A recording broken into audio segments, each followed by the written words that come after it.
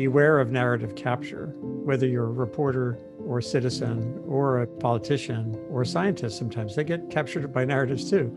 It makes you oblivious to the real dimensions of the problem or to some changing data that might say, you know what, your old narrative is broken. Hi, Vicki Robin here, host of What Could Possibly Go Right, a project of the Post-Carbon Institute, in which we interview cultural scouts, people who see far and serve the common good, to help us all see more clearly and act more courageously in times of great change. And my guest today is Andy Revkin. He's an American science and environmental journalist, author, and educator. He's written on a wide range of subjects, including destruction of the Amazon rainforest, the 2004 Asian tsunami, sustainable development, climate change, and the changing environment around the North Pole. He is the founding director of the Initiative on Communication and Sustainability at the Earth Institute of Columbia University. I'm going to leave that introduction short so that we can get onto the conversation because it was far-ranging and a bit long. So you will see more about Andy in the show notes. And here he is, Andy Revkin. Hey, Andy Revkin.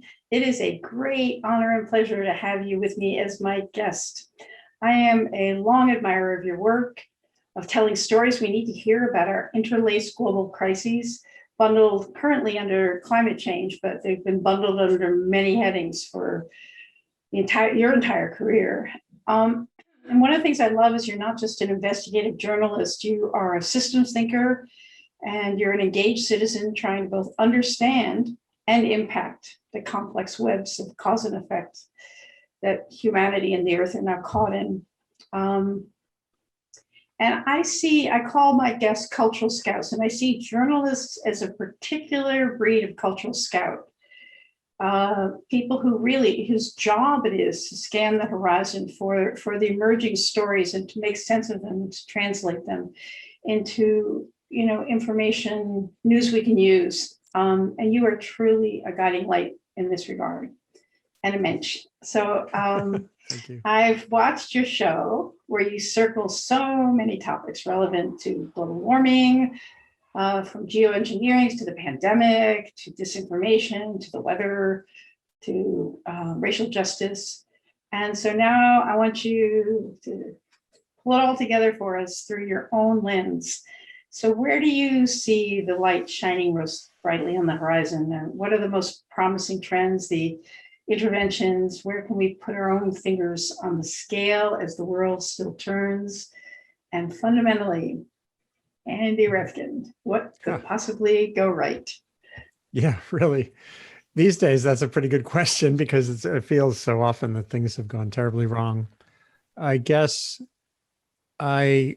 just to start with, I tend to have a daily rhythm where I wake up, focus on things that are going right. I have a very positive sense of what can be happening and what I can look at. And then by the end of the day, I can get pretty dispirited and kind of word out. Anyone who's been online, particularly in recent months, can have that feeling of despair. But I always wake up the next morning with the sense of, okay. So when you look at my shows, for example, that I've done through the Earth Institute, they're not clean and neat. They start with sometimes a simple question like, how do we navigate the information environment around the pandemic better? But they usually end up with more questions than answers. But that doesn't bother me. I know that these are, as you say, they're systemic problems, and solutions are not just like turning a knob or turning off the volume. Or on climate change, for example, these days there are a lot of people who just want to turn up the volume and think that that'll solve the climate problem. A harsher headline, use the word climate emergency instead of climate crisis, instead of climate change. And I'm not like, I don't have a lot of faith that that's the answer. The answer is on better awareness of conditions, a nonpartisan way to look at risk, whether it's climate risk or pandemic risk. What are the drivers of risk? Once you identify the drivers of risk, what's putting people in harm's way or the biosphere, if more generally, if that's the question, and then who is situated in a way that can lower the risk or raise the opportunity. And when you use a sort of a risk framing, a lot of the it doesn't become as much about rhetoric or even writing, which is what I do most of the time. I've been writing articles for decades, thousands of articles on these issues, 5 books, and it becomes more about what's the ecosystem, who needs to talk to whom to make a difference on this issue.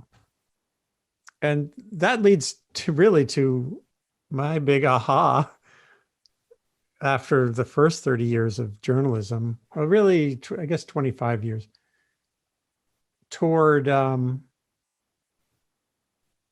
looking at models for better conversations as important as telling a better story.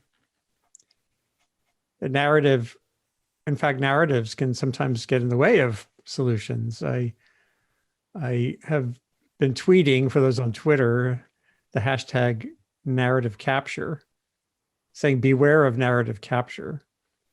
And that's basically where you're captured by a narrative, whether you're a reporter or a citizen or a politician or a scientist. Sometimes they get captured by narratives too. And it makes you oblivious to the real dimensions of the problem, or to some changing data that might say, you know what, your old narrative is broken.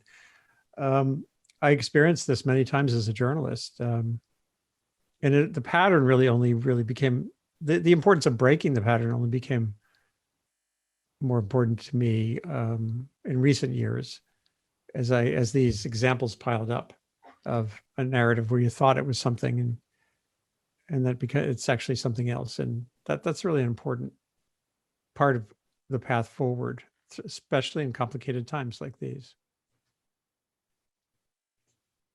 It's so interesting about narrative capture, because really a lot of the activity now, whether it's politics or well-meaning people like you or me or many others, is the effort to use language to frame reality in such a way so that people can see what you see, right, and act and go in the direction you want them to go, which is, it's manipulation, but it's really language.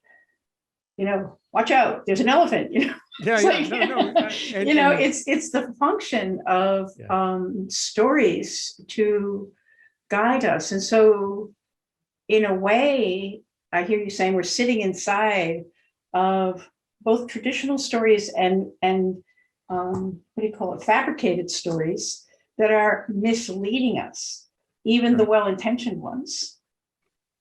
Right. Well, I'll give you a couple of examples. With climate, if you are embrace the climate crisis, meaning climate change from CO2 coming out of smokestacks, changing the climate and causing all kinds of mayhem, which I've been writing about since 1988,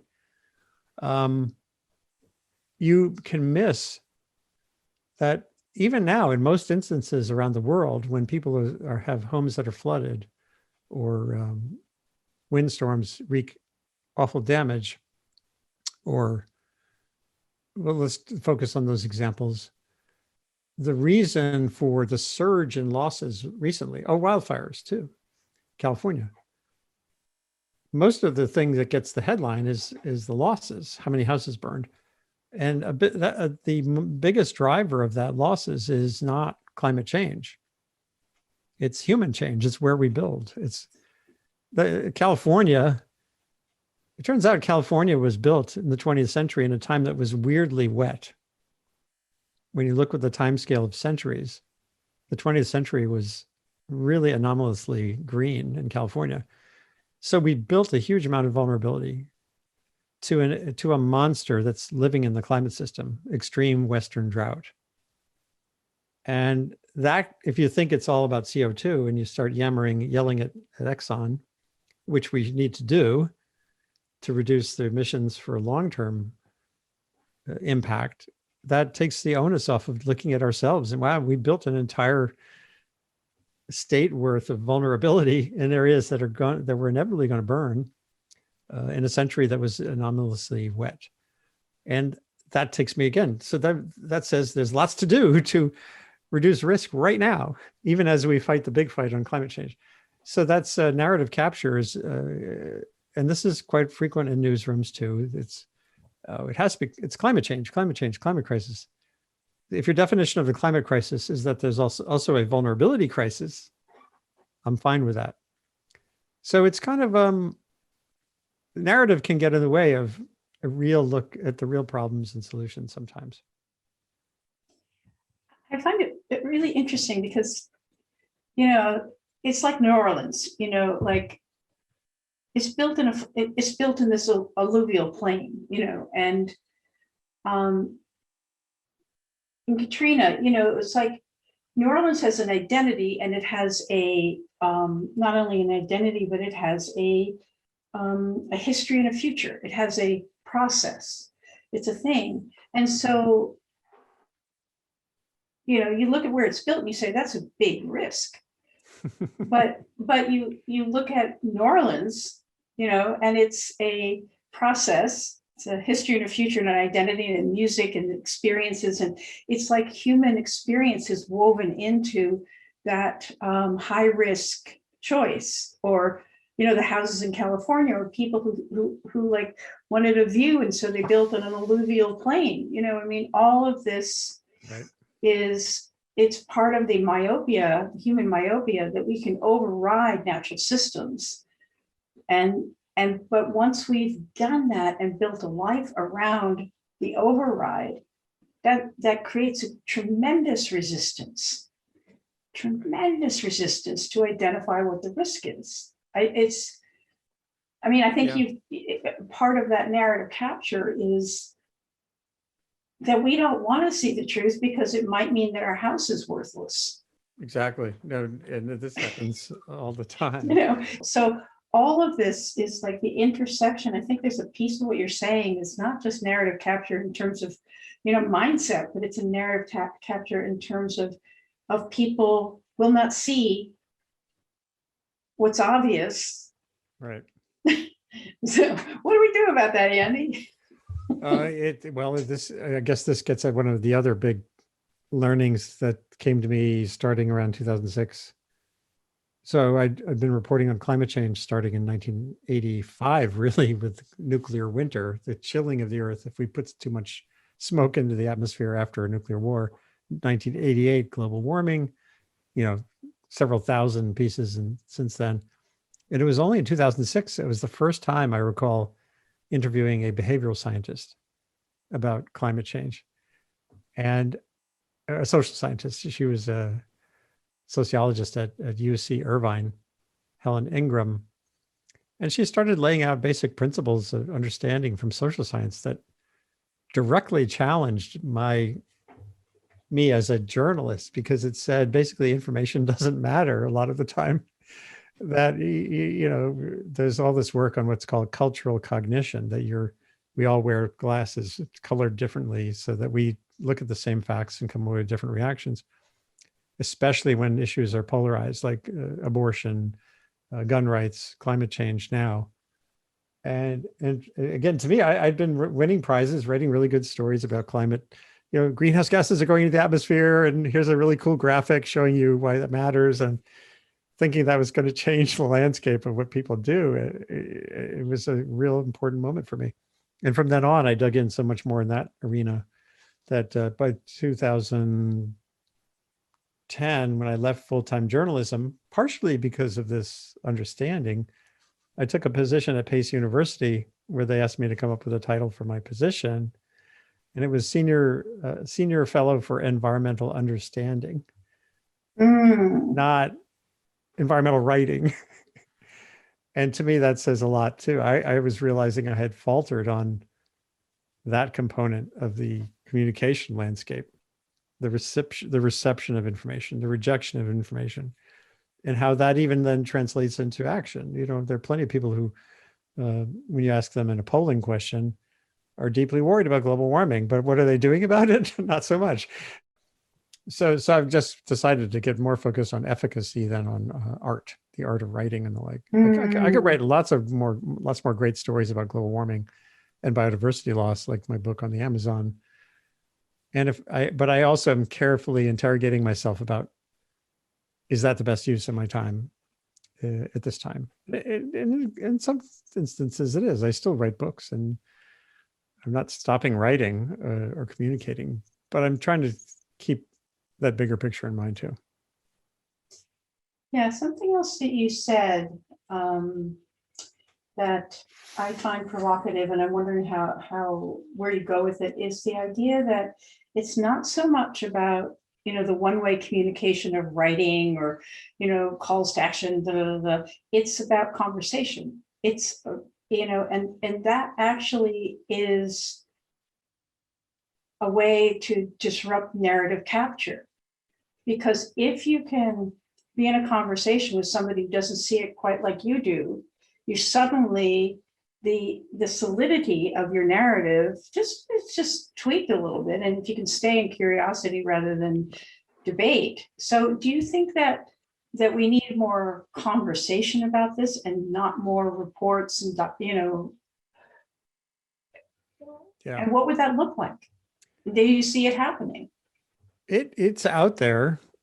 I think it's incredibly important. I think that the means we're using to communicate right now through screens and stuff is definitely an impediment to impact in conversations. I don't think it's impossible to have a constructive conversation around something people disagree on online. I think it is possible, but the models that are out there are exciting to me. They're as simple as a woman named Joanne McGarry, who I only know because of Facebook. She's in Humboldt County, California. She's a frequent viewer of my webcasts. And when I did one on this issue, divisiveness, and she posted in the comments string that she's part of some little group there where they go out onto a town green with an umbrella and two folding chairs. And the whole idea is to engage in a conversation with somebody on something that you disagree on. And I love that. So that's like at the Right. bespoke level of a town green. And then at Columbia, I met Peter Coleman, who, among other things, runs something called the Difficult Conversations Laboratory. His Mhm. whole, for 20 plus years, he's been studying conflict and complexity around the world. And his mantra is you don't need agreement. You just need cooperation. So you can have a conversation amid complexity and conflict, and you can agree on some things that to do. You can come out with a template of actions despite having strong disagreement on stuff. Congress used to do that. Right. That was what Joe Biden campaigned on, his capacity to do that back in the day. But he would talk to a racist about something unrelated to racism. It creates all kinds of prickly feelings in people I know, and including me, to think about some of the compromises that people make for the sake of cooperation. And so it's out there. The impediments are particularly large when we've been forced with the pandemic to be isolated from other people, and even before the pandemic, young people today live in a digital screenish world that sometimes I see even young people I know, even in my own family, who have a certain nervousness or about direct conversational engagement with people. I think Mhm. we're losing some of that, and that requires work. And Peter Coleman would tell you there's a science to it too. And I like Ted Keel, Kheel, who is this famous New York City based labor mediator. Mediators know this, of course. He Mhm. mediated all the big labor disputes between the city and the unions in the 60s and 70s. Mhm. And then he became a philanthropist later in life. He just, I remember having talks with him. He got very focused on climate. So we talked a lot, and he talked about the anatomy of a dispute. You can understand the anatomy of a dispute. As a lawyer, as a mediator, their first step it's like with a, you know, divorce mediator or psychologist have to do this all the time. So what kind of dispute is this? Is this a dispute of interest? Is it a dispute of contract? Is it a dispute of, and the way he talked about it reminds me so much of what I've learned more recently from Peter Coleman about there are ways to hold difficult conversations, and there are ways to end up screaming at each other. So there's the science to some of this. Journalists, there's the Solutions Journalism Network, which and they're trying to change the way reporters report. And I mean, every reporter I know, including me, is a victim, is a perpetrator of trying to simplify stories. You're listening after some event happened. You're interviewing 3 or 4 people, and you're listening for those crystalline quotes that you can then put into a story. But when you're doing that, you're actually distilling away the complexity. He was an idiot because, you know, oh, good quote. You know, so if you're only engaged in an interview to get a good quote, are you actually doing a service to your readers? A woman named Amanda Ripley, a journalist, she has a new book out on conflict resolution. She wrote a long manifesto on how to flip the script and report using questions more like therapists use. We say, that must have been really tough being in that situation. Tell me more, which is, again, the antithesis of how journalists typically behave. And this is obviously it's not just for journalists. So we face choices in how we have conversations. Someone I remember, this probably goes back to Ben Franklin or something. Everything seems to go back to Ben Franklin. You know, half the time when you're in conversation, you're just waiting to make your statement. You're not actually listening. So active listening. These are practices that I would love to sort of propagate as much as I would love to propagate understanding of climate change. This is so evocative, really. I mean, when you said it's the questions that therapists ask, you know, it's like we're traumatized. I mean, you know, from 9/11 onward, this country is in this like trauma. Like we are not the good guys. We are not in control. You know, it's just like this sustained.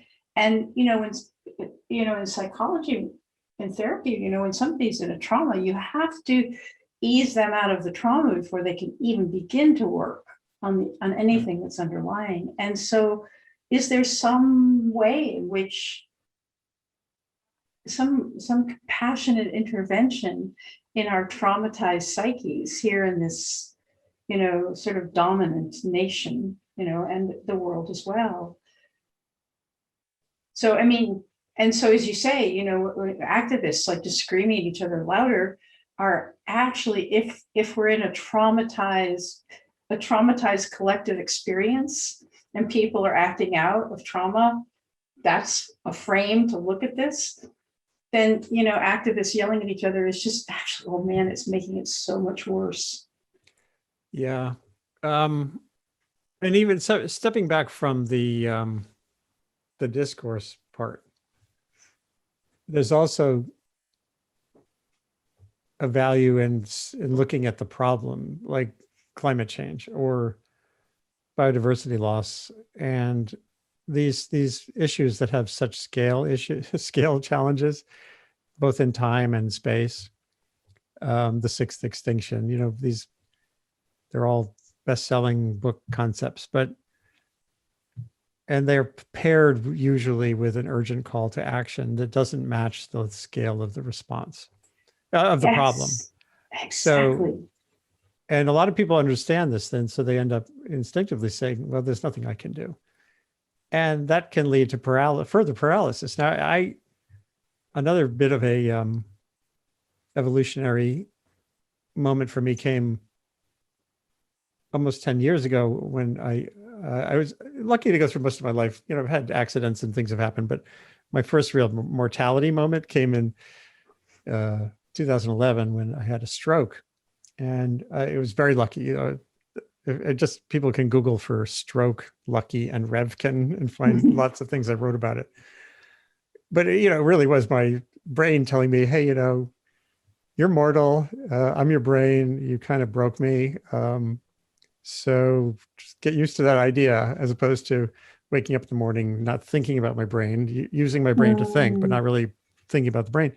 And I kind of, it got me into a mindset sort of like the Serenity Prayer. mhm. It's sort of like an agnostic version of it, where it's like, and I'm totally blanking on some of this now, but it's kind of know the difference between what you can change, what you can't change. Right, Get comfortable exactly. with that, and it's the comfort factor that some people find a hard time getting comfortable with. My activist friends, even the ones who are deeply knowledgeable about the scale of global warming, are not willing to acknowledge a big chunk of it is just going to play out. That we can't rapidly decarbonize Exactly. a global energy system that took 100 years to build dependency on carbon. It's not just fossil fuel companies telling Exxon to shut up and do reparations is not going to solve this. So, but that it's sort of hard to build a campaign around a serenity prayer, which is Well, to do what you can do, understand the difference between what's unavoidable, whether it's your own mortality or global change, and make the best of the situation. But to me, it's really the only path to sanity amid both being mortal and being on a planet that's experiencing a human surge that's remarkable, in so many ways. It's not like you can stop the tide. And again, as a mm, journalist, like that gets back to the old headline news norm. Most of my journalistic life was about getting to the front page or the front cover of a magazine. And usually when I accomplished that, partially it was through the story being oversimplified and not taking into account some of those big realities that don't fit into a front page story. Um, and they're two different approaches to that moment of realization in people. One is you get comfortable with not being fully truthful, and one is you just decide to be complicated. and I only learned this phrase this past year from a filmmaker I'm working with on something. He talked there in the um, social political science literature. There's something called pro-social lying.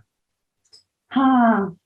People can look that up. Pro-social lying, where you're essentially, for the sake of the greater good, you're willing to sort of brush around the edges of reality. The little white lies. Yeah, and some of them are big. Like Yeah, about no, right. That little white lie. solve the climate crisis is pro-social lying.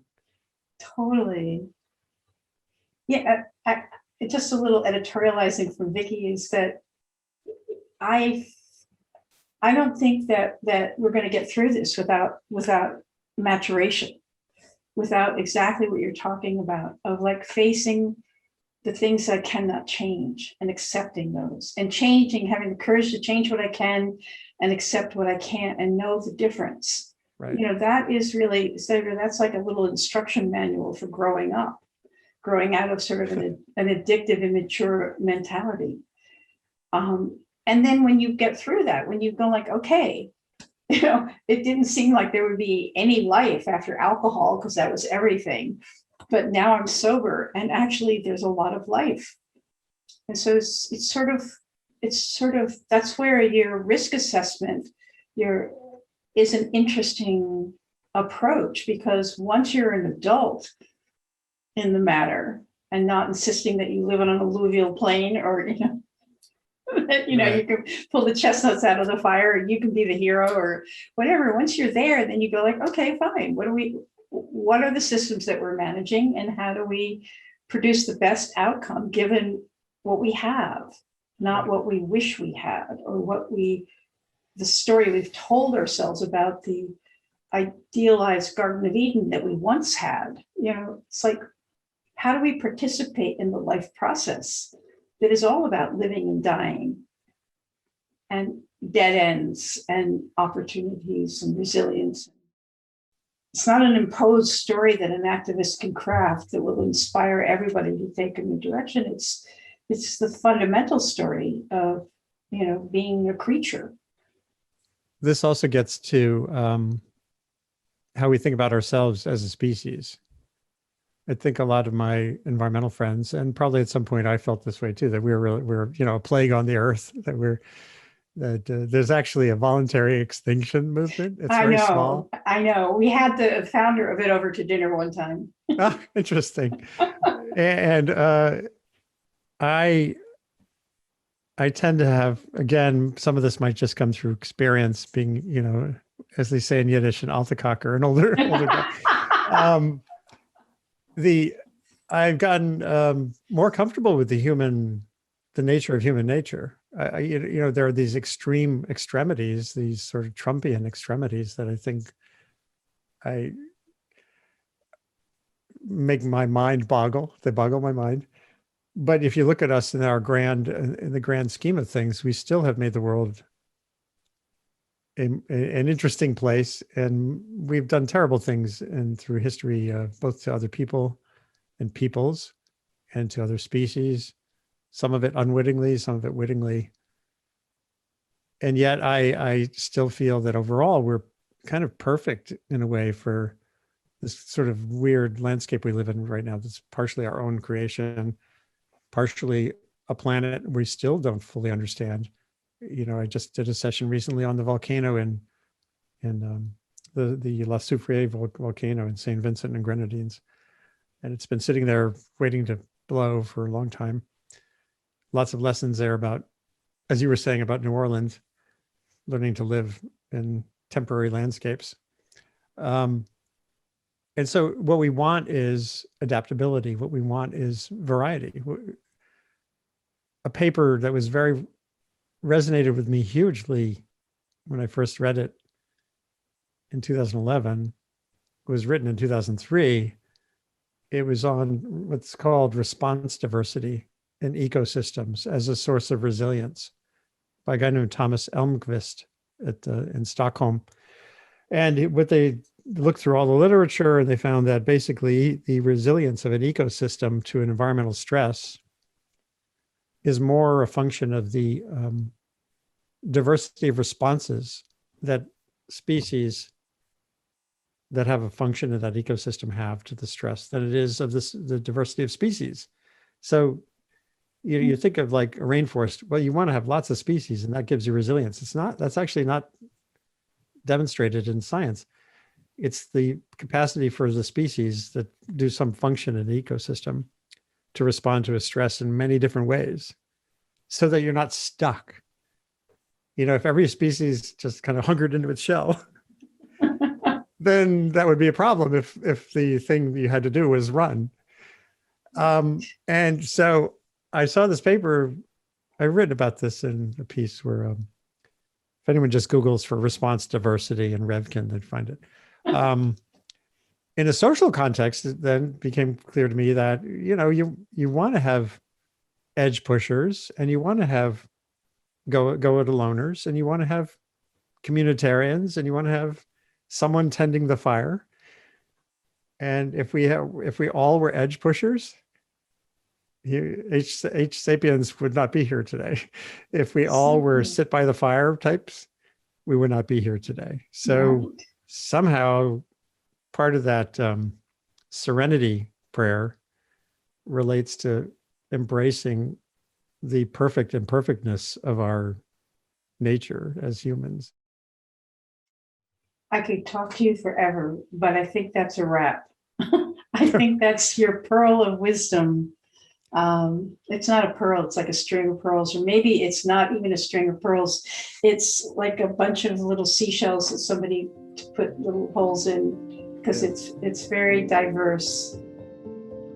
Hey, thanks for listening. Don't forget to subscribe and leave us a 5-star review so that this hopeful message can get out to more people. Check out Post Carbon Institute's Resilience website for show notes and for more guest information.